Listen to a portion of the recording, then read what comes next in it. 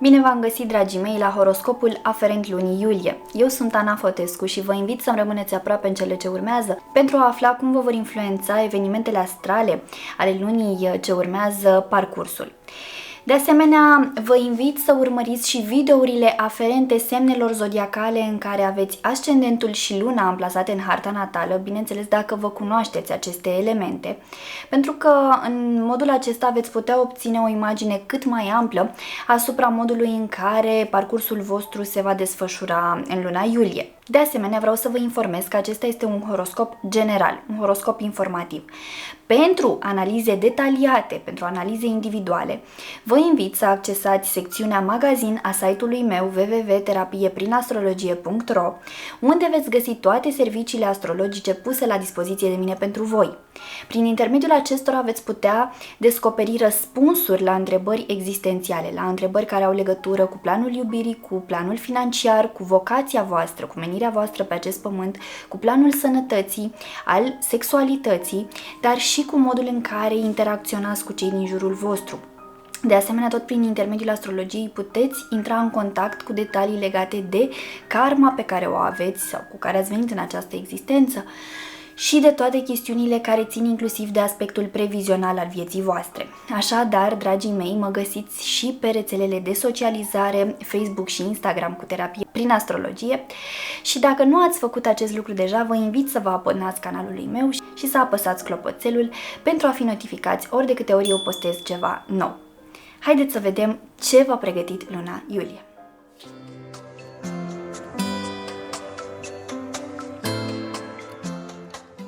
Bun găsit, dragi nativi ai zodiei Berbec! Bine ați revenit la horoscopul aferent lunii iulie. Vă invit să-mi rămâneți aproape în cele ce urmează dacă sunteți născuți în acest semn zodiacal, dacă aveți ascendentul sau luna amplasate în harta natală în acest semn zodiacal sau dacă aveți pe cineva apropiat în jurul vostru cu energie din această zodie și doriți să aflați mai multe despre parcursul său în luna iulie. Așa cum v-am obișnuit, vom discuta despre începutul, mijlocul și finalul de lună. Dragii mei, pentru voi începutul de lună se va desfășura în segmentul transformărilor profunde. Aici poate avea loc o conștientizare puternică, o trezire. Poate că vă veți da seama că modul în care decurg lucrurile în viața voastră în prezent nu este modul în care v-ați fi dorit sau ați fi proiectat pentru momentul actual al vieții voastre. Este o perioadă în care este benefic să vă focusați pe lucrurile care vă supără, pe modul în care vă puteți exprima mai clar, în modul în care puteți fi mai vizibili față de cei din jurul vostru. Este un moment în care să fiți mai chibzuiți cu planul financiar, cu bugetul vostru, cu economiile voastre. De asemenea, încercați pe cât posibil să vă găsiți un echilibru ori de câte ori ceva în viața voastră se termină. Pentru că aveți tendința ca atunci când ceva se încheie în viața voastră să dramatizați destul de tare lucrurile și să vă pripiți așa în reacții, să fiți destul de melodramatici.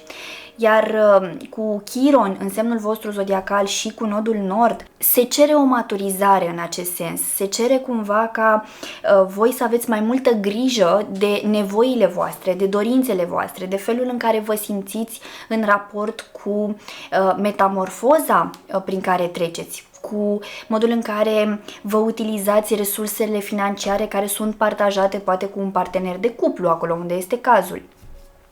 Cert este că pentru voi este important să învățați, să vă adaptați mai bine la ideea de schimbare, de transformare, să fiți puțin mai maleabili, să fiți puțin mai cumva să ascultați mai mult decât să vorbiți, da? Practic să încercați să stați mai mult în zona de introspecție la începutul lunii iulie, pentru că veți beneficia de această posibilitate de conștientizare sau de conștientizări mai puternice. De asemenea, pe final de lună iunie, Lilith, luna neagră, va părăsi semnul zodiei Fecioară după 9 luni de zile în care a stat acolo și va trece în zodia Balanță, în semnul opus vouă, unde se află și nodul sud, corespondentul nodului nord din semnul vostru zodiacal.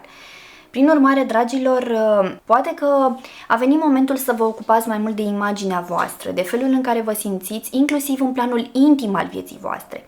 Cât de vizibil vă simțiți, cât de conectați vă simțiți la partenerul de cuplu, cât de senzual vă simțiți și așa mai departe. Deci, cumva, pe început de lună iulie veți reflecta inclusiv la aceste aspecte care au legătură cu planul intimității voastre. Cât de mulțumiți sunteți, câtă atenție alocați acestui subiect din viața voastră, dacă l-ați neglijat în ultima vreme sau dacă ați făcut exces.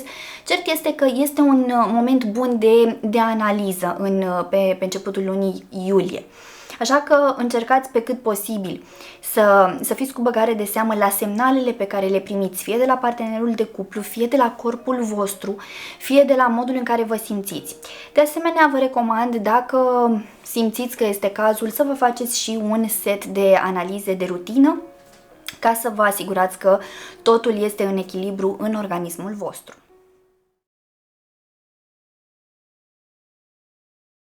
Mijlocul lunii își mută preponderent atenția în sfera parteneriatelor, fie că vorbim de parteneriate în plan personal, fie că vorbim de parteneriate profesionale.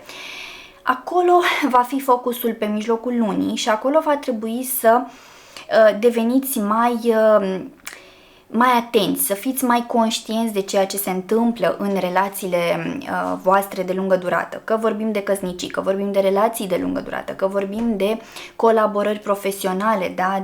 de planul acesta al afacerilor cu parteneri pe care îi aveți poate de niște ani.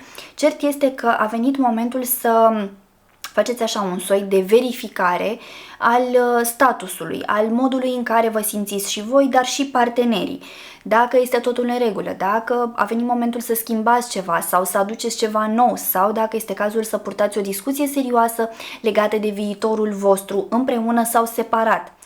Cert este că puteți să simțiți așa o oarecare agitație, oarecare vervă, pentru că acum cu Jupiter în zodia Gemeni, nodul nord din semnul vostru zodiacal formează un aspect benefic și cumva vă creează contextul necesar de a beneficia de anumite șanse, de anumite oportunități în legătură cu străinătatea.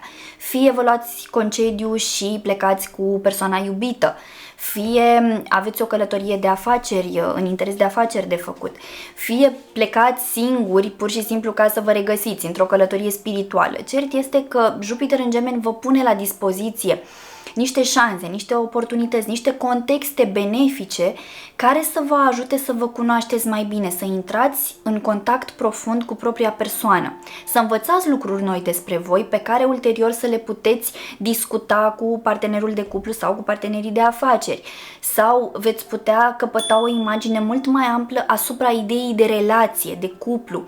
Cumva doriți să vă informați mai mult în acest sens, vreți să deveniți mai conștienți de nevoile voastre, de nevoile partenerului și de soluțiile pe care le puteți găsi pentru a remedia posibile probleme sau posibile tensiuni care au tot mognit în ultima vreme. Și prin intermediul acestor informații care vă pot veni, așa cum v-am spus, fie prin intermediul unei călătorii, fie prin intermediul unui curs, fie prin intermediul unor conexiuni, pur și simplu poate cunoașteți oameni noi care au legătură cu acest domeniu și care vin către voi cu o anumită ghidare, cu anumite sfaturi în acest sens. Deci cumva sunteți favorizați din acest punct de vedere pentru a vă dezvolta din punct de vedere relațional. Bine?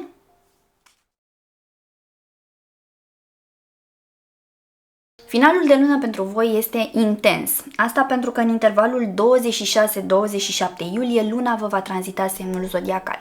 Ei bine, pe lângă că va exista acest aspect, spre finalul lunii iulie și Chiron, care se află în semnul vostru, își va începe mersul retrograd până la finalul acestui an. Așadar, avem timp, și noi toți, dar și voi cei care aveți încărcătură puternică din zodia Berbec, să reflectați asupra modului în care ați lucrat cu voi în ultima perioadă, în ultima jumătate de an. Ce ați făcut pentru voi, cât de bine ați conștientizat, cât de bine ați înțeles ceea ce trebuie rezolvat în interiorul vostru.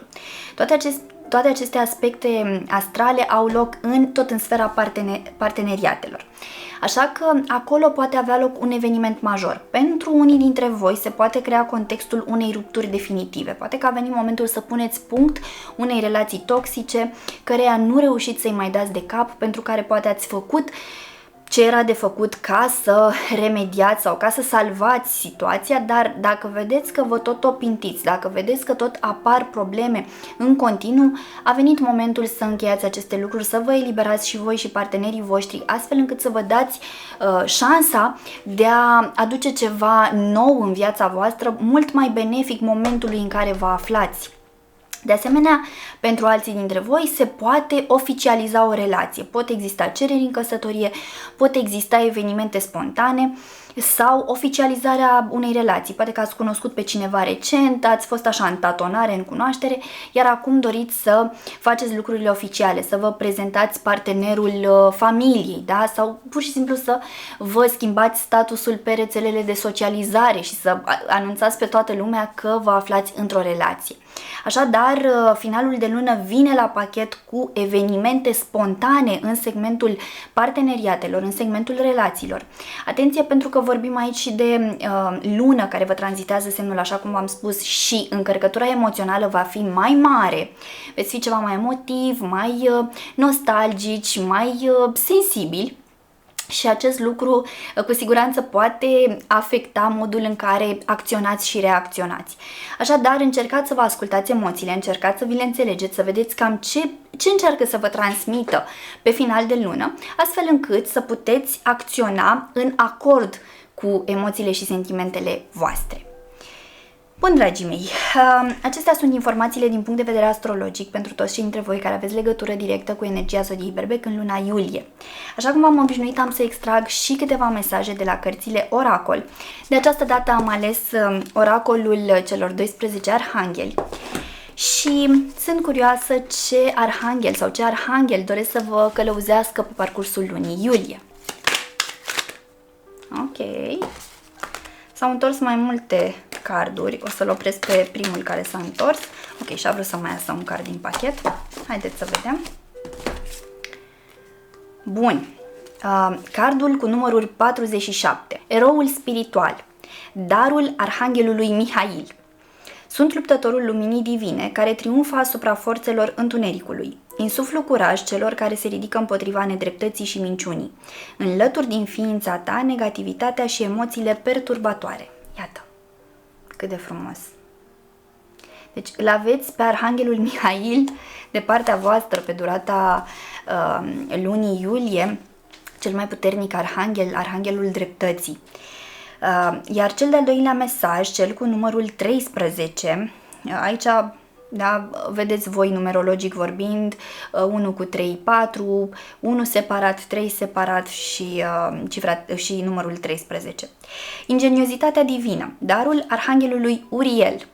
Îți dăruiesc înțelepciune practică, inventivitate și capacitatea de a găsi soluții geniale pentru rezolvarea optimă chiar și a celor mai dificile situații. Iată! Da? Apropo de ce vorbeam pe mijlocul lunii cu căutarea de soluții, de rezolvări în plan relațional. Arhanghelul Uriel vă este alături și vă îndrumă, vă călăuzește către schimbare. Bun, dragilor, acestea sunt și mesajele cărților Oracol. În speranța că mi-ați rămas aproape până la finalul acestui video, vă mulțumesc și vă invit să apreciați și să distribuiți acest video tuturor celor cărora credeți că le va fi de folos. Vă doresc ca luna iulie să aducă în viețile voastre toate binecuvântările de care aveți nevoie. Vă pup, vă îmbrățișez și pe data viitoare. Pa, pa!